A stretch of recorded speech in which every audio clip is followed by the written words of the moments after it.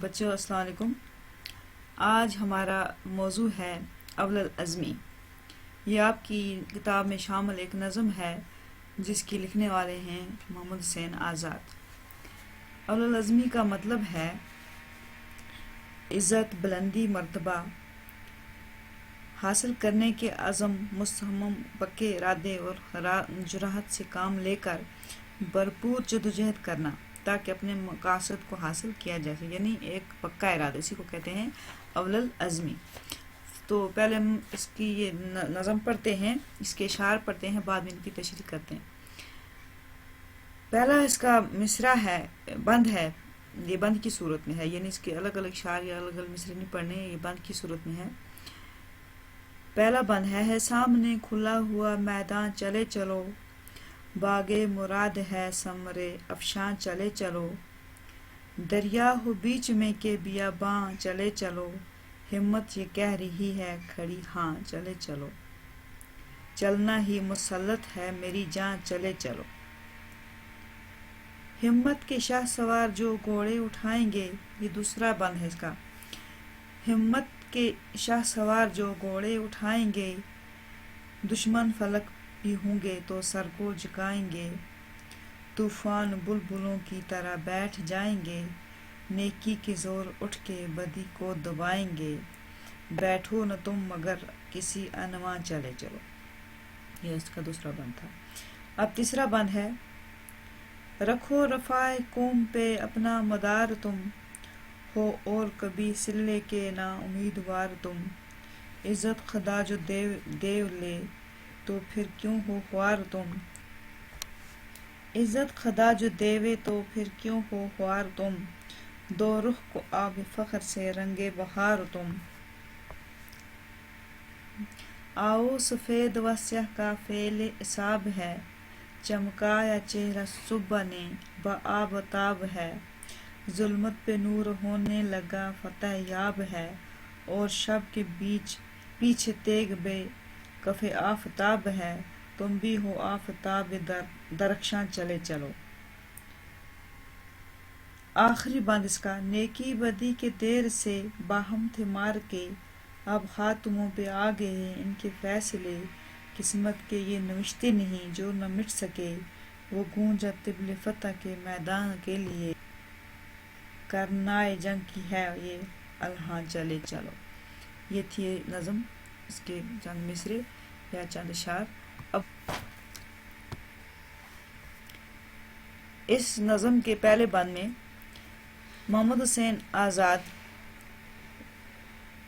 کی نظم عزمی میں کہا گیا ہے، شاعر یعنی اب محمد حسین آزاد نے انسان سے خاص کر نوجوانوں سے مخاطب ہو کر کہتے ہیں کہ تمہارے سامنے ایک کشادہ میدان ہے، تم آگے بڑھو، مستقبل کے راستے گامزن ہو جاؤ، آگے مرادوں کا باغ ہے، تمہاری منزل تمہارا انتظار کر رہی ہے، تم اپنی زندگی کا مقصد حاصل کرنے کے لیے ہمت سے کام لو اور آگے بڑھتے جاؤ، اگر کوئی رکاوٹ راہ میں سامنے آئے اس کی فکر نہ کرو، کوئی دریا ہو، جنگل بھی راہ میں خلل ڈالے، مگر تم ہمت مت ہارو، آگے بڑھتے رہو۔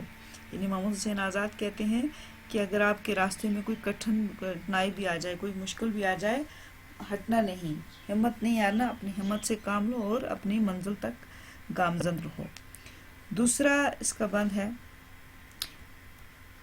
اس بند میں آزاد فرماتے ہیں کہ جو لوگ اپنی ہمت سے کام لے کر جرأت کے گھوڑوں پر سوار ہو کر، یعنی ہمت کر کے، حوصلہ کر کے منزل کی طرف چل پڑیں گے، تو اگر ان کے دشمن آسمان جیسے زبردست بھی ہوں تو وہ ان کی ہمت کے آگے سر جھکائیں گے، اور سامنے آنے والے ہر طوفان پانی کے بلبلے کی طرح ختم ہو جائے گا۔ یعنی اگر ان کے سامنے پہاڑ بھی کھڑے ہو جائیں، آسمان بھی کچھ بھی رکاوٹ بن جائے، لیکن وہ ہمت سے کام کرتے ہوئے آگے بڑھیں تو ہر طوفان پانی کے بلبلے کی طرح ختم ہو جائے گا، پانی کے قطرے کی طرح ان کا ہر طوفان ختم ہو جائے گا، نیکی کی طاقت سے برائی دب کر رہ جائے گی، نیکی کی طاقت سے برائی دب جائے گی، برائی مٹ جائے گی، مگر دوستو تم ہمت اور حوصلے سے اپنا کام کرتے رہو تو پھر کامیابی تمہارے قدم چومے گی۔ اگر تم ہمت سے، حوصلے سے کام کرتے رہو گے، اول العزمی آپ کے من میں ہوگی تو آپ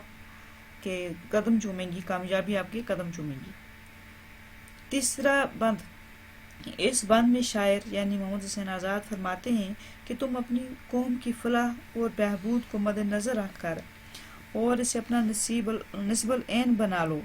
تم اپنے نیک کاموں کے لیے کسی کے بدلے یا معاوضے کی پرواہ مت کرو۔ اگر تم کوئی نیک کام کرو، اچھا کام کرو، اس کے لیے معاوضہ مت مانگو، اس کا صلہ مت مانگو۔ خدا نیک کاموں کا خود صلہ دیتا ہے، یعنی خود بدلہ دیتا ہے۔ اگر کوئی انسان نیک کام کرتا ہے، اس کی پرواہ مت کرو کہ ہم نے نیک کام کیا، ہمیں اس کا بدلہ دنیا میں مل جائے، بلکہ اس کی پرواہ کرنے کی ضرورت نہیں ہے۔ خدا خود نیک کاموں کا خود صلہ دیتا ہے۔ خدا جب عزت بخشتا ہے تو پھر تمہارا کوئی کچھ نہیں بگاڑ سکتا۔